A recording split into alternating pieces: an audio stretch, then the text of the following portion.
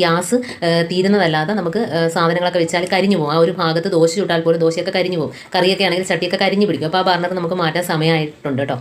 അപ്പോൾ ഞാനതെല്ലാം കാണിക്കാം, ബർണർ മാറ്റുന്നതായിട്ട് എല്ലാം കാണിക്കാം. അപ്പോൾ അതേപോലെ തന്നെ സ്റ്റാൻഡുകൾ എല്ലാം കണ്ടോ. ഇതിപ്പം മറ്റേ അടുത്തുള്ള അടുപ്പിലെ ബർണറാണ് കണ്ടോ. നല്ല രീതിയിൽ മഞ്ഞ കളറിൽ തീ വരുന്നുണ്ട്.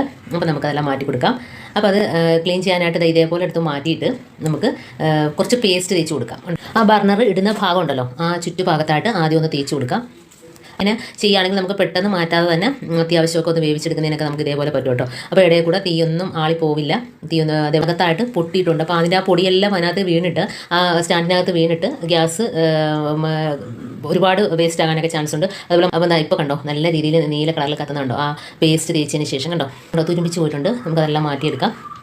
അപ്പോൾ ബർണർ ഇതേപോലെ ഇളക്കിയിട്ട് വന്നില്ല എങ്കിൽ നമുക്കൊന്ന് കത്തിച്ച് കൊടുക്കാം കേട്ടോ. അപ്പോൾ കത്തിച്ച് ചൂടാക്കിയതിന് ശേഷം നമ്മുടെ കയ്യിലൊരു ചെറിയ കത്തി എന്തെങ്കിലും ഉണ്ടെങ്കിൽ ഒന്ന് ഇളക്കിയെടുക്കുന്ന എളുപ്പമായിരിക്കും കേട്ടോ.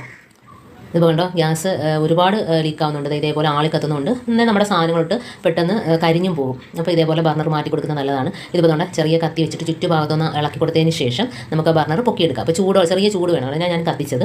അപ്പോൾ കത്തിക്കൊണ്ടിരിക്കുമ്പോൾ തന്നെ നമുക്ക് ഒന്ന് തണുത്തതിന് ശേഷം കത്തി അണച്ച് തണുത്തതിന് ശേഷം മാത്രം എടുക്കുക. ചെറിയ ചൂടുണ്ടെങ്കിൽ കണ്ടോ പെട്ടെന്ന് ഇളക്കി കിട്ടും കേട്ടോ. അപ്പോൾ ഇതേപോലെ ഇളക്കിയെടുക്കുക.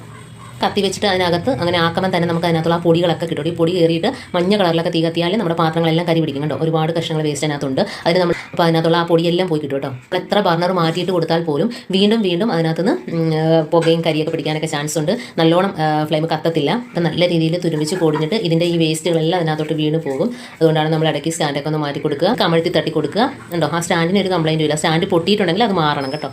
ഇനി നമുക്ക് ആ ഗ്യാസ് അടുപ്പിൻ്റെ മുകൾ ഭാഗം ഒന്ന് ക്ലീൻ ആക്കാനായിട്ട് ബേക്കിംഗ് പൗഡറും വിനീഗറും മാത്രമാണ്. അപ്പോൾ കുറച്ച് ബേക്കിംഗ് പൗഡർ ഒന്ന് കുടഞ്ഞു കൊടുക്കാം. അപ്പോൾ വലിയ രീതിയിലൊന്നും അഴുക്കില്ല. അപ്പോൾ ചെറിയതായിട്ടൊന്ന് പൊടി ഒന്നിട്ട് കൊടുക്കാം. ഇനി അതേപോലെ തന്നെ കുറച്ച് വിനീഗർ ഒന്ന് തളിച്ചു കൊടുക്കാം.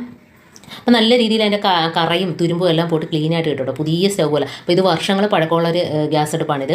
അതേപോലെ തന്നെ നമുക്ക് സൂക്ഷിക്കുന്ന കണക്കിരിക്കും. നമ്മളെപ്പോഴും ഇതേപോലെ ക്ലീനാക്കി സൂക്ഷിക്കുകയാണെങ്കിൽ വർഷക്കണക്കിന് നമുക്ക് ഒരു കംപ്ലയിൻറ്റും വരത്തില്ല. അഥവാ അതിൻ്റെ ബർണറും സ്റ്റാൻഡും ഒക്കെ ഒന്ന് മാറ്റേണ്ടി വരികയാണെങ്കിൽ നമ്മൾ ആളെ വിളിച്ച് വെറുതെ പൈസ കളയേണ്ട കാര്യമൊന്നുമില്ല. നമുക്ക് വീട്ടിൽ തന്നെ ഇതേപോലെ എല്ലാം റിപ്പയറും ചെയ്തെടുക്കാവുന്നതേ ഉള്ളൂ.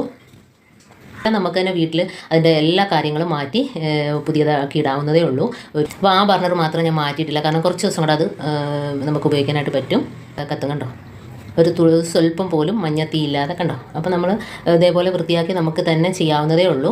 നനഞ്ഞ തുണി ഒന്ന് ഇതേപോലെ നാക്കി കൊടുക്കുക. അപ്പം നമുക്ക് ഗ്യാസ് തീർന്ന ഭാഗത്ത് കണ്ടോ വെള്ളം നനവ് പെട്ടെന്ന് തന്നെ ഉണങ്ങും. അപ്പോൾ നമുക്കറിയാം ഗ്യാസ് തീർന്ന് എത്രമാത്രം ഉണ്ട് ഇല്ല എന്നുള്ളത് നമുക്കറിയാൻ പറ്റും കേട്ടോ.